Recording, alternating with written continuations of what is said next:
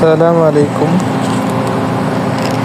সকল দর্শক বন্ধুদের শুভেচ্ছা। এটা আমার ফার্স্ট ট্রাভেল ব্লগ। আমি এখন যাচ্ছি রিয়াদ এয়ারপোর্ট।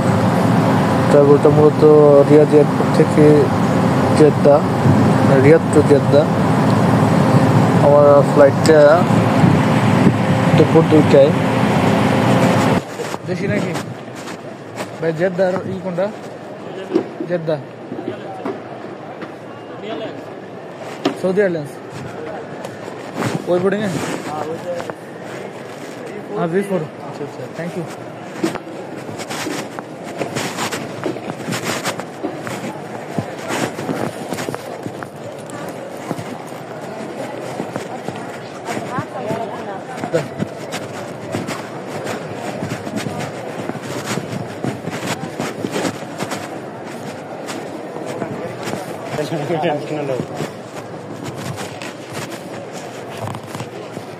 যেতে যাবে কি করে যাক, বোর্ডিং পাস করার পুরো আসতেছি।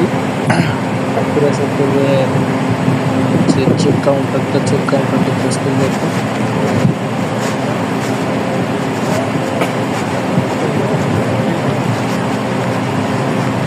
অনেক ছেলে মেয়ে সৌদি ভবিষ্যতে ট্রাভেল করানো হচ্ছে।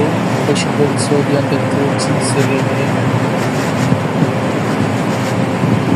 এদিকে আবার মেয়ে কাউন্টারটা আলাদা, 3 নম্বর জুন যেটা হচ্ছে মেয়ে কাউন্টার। এদিকে আবার ছেলে কাউন্টারটা। আমি করে মেয়েদের দিকে যাইতেছি না, হঠাৎ করে সামনে তাকায় দেখি মেয়েদের কাউন্টার করে আসতে শুরু করি। এটা হচ্ছে চেক কাউন্টার, মানে এখানে সব কিছু খুলে যেতে হবে।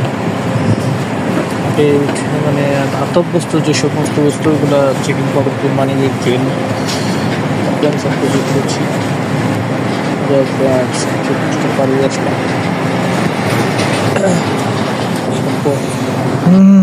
চেক কাউন্টারটা পার হয়ে এখন যাব ওয়েটিং সিটে।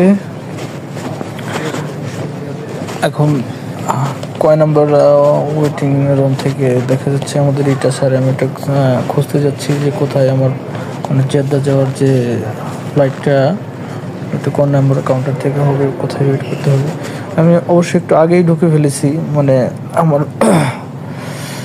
এই ফ্লাইটটা হচ্ছে 2টায়, বাট আমি 10টার দিকে এসে পড়ছি।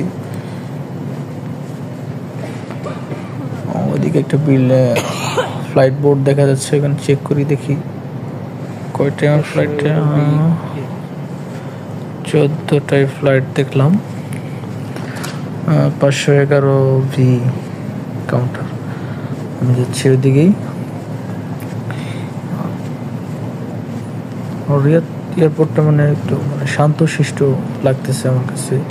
মানে আমাদের যে শাহজালাল আন্তর্জাতিক ইন্টারন্যাশনাল এয়ারপোর্টের মানে যে হিবিজিবি একটা অবস্থা, মানে ওইরকম না, মানে একদম পিসফুল, মানে শান্তশিষ্ট একটা স্বভাবের।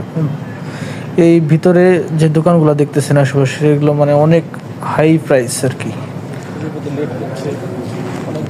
বাইরে যে খাবারগুলো 2-3 রিয়ালে পাওয়া যায়, সেগুলো মানে এখানে 20 রিয়াল, 25 রিয়াল, 30 রিয়াল এরকম দাম নেই।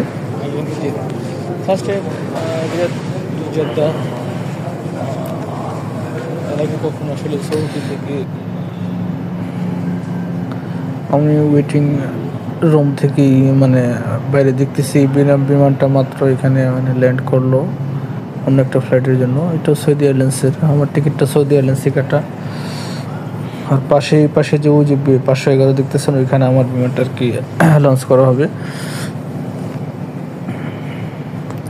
বেশ কিছুক্ষণ থাকতে বোরিং লাগতেছিল, তাই বাইরের যে দৃশ্যগুলো এগুলো একটু শ্যুট করলাম। এটা হচ্ছে আমরা ভিতরে যে রেস্টুরেন্ট বা যে খাবারের যে ব্যবস্থাগুলো, এখানে প্রাইস একটু বেশি আর কি, কস্ট, যার জন্য ওইদিকে মানে যাওয়া হয়নি।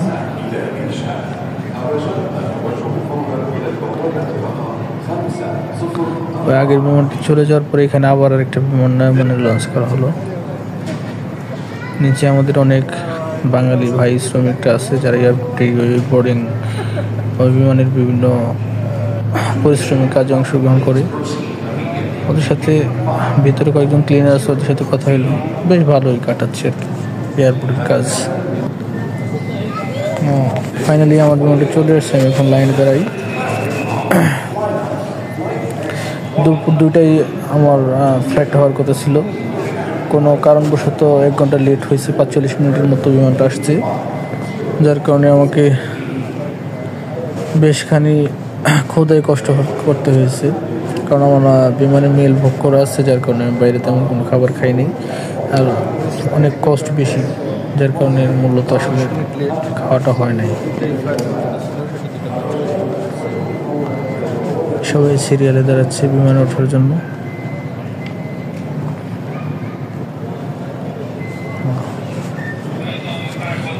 উনি ওনার সঙ্গিনীকে খুঁজতেছেন, পিছিয়ে পড়ছেন। এই আমার যে টিকিটটা, বোর্ডিং পাসের টিকিট চেক করা হচ্ছে।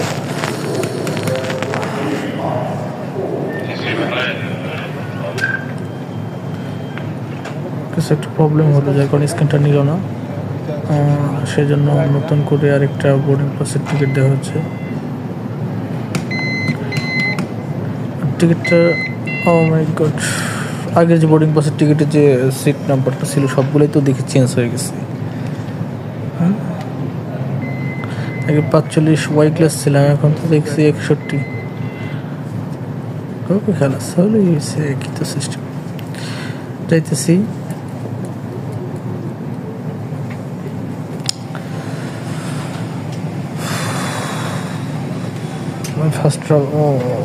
ফাইনালি বিমানের ভিতরে চলে আসলাম। বিমানবালা দেখতে পাচ্ছেন, বিমানবালা খুব কিউট, তাদের আচরণ অনেক ভালো।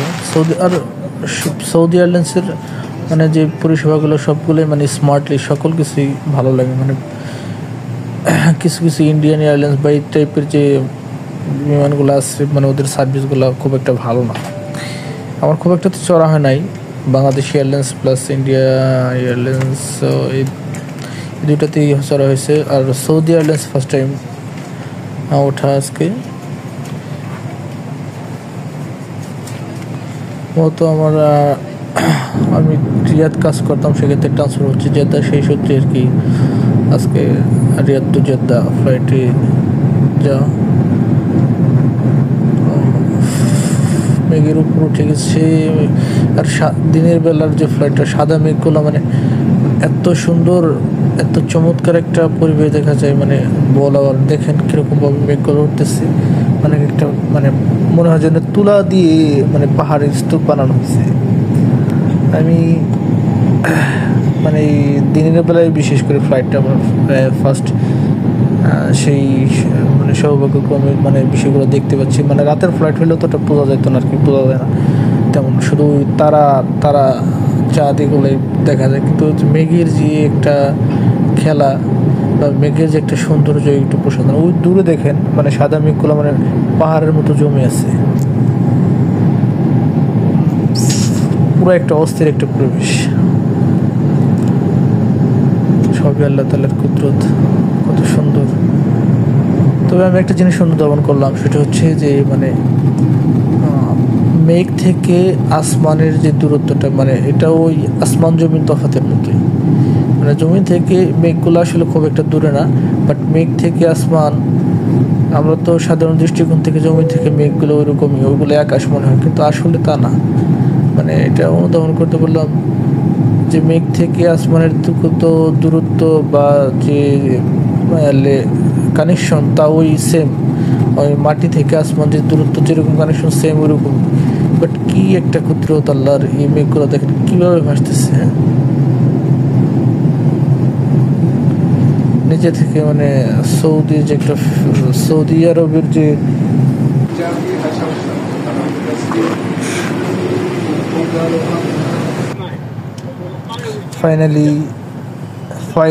ফাইনালি আমি জেদ্দা কিং খালিদ ইন্টারন্যাশনাল এয়ারপোর্টে পৌঁছেছি। ইনি হচ্ছেন আমার বস, উনি আমাকে রিসিভ করার জন্য এয়ারপোর্টে অনেক লেট করছে। 1 ঘন্টা ওদিকে ফ্লাইট লেট হওয়ার কারণে উনিও আমার সাথে লেট করছে, আমার জন্য লেট করছে। সো ফাইনালি আমার গন্তব্যস্থানে চলে যাচ্ছি।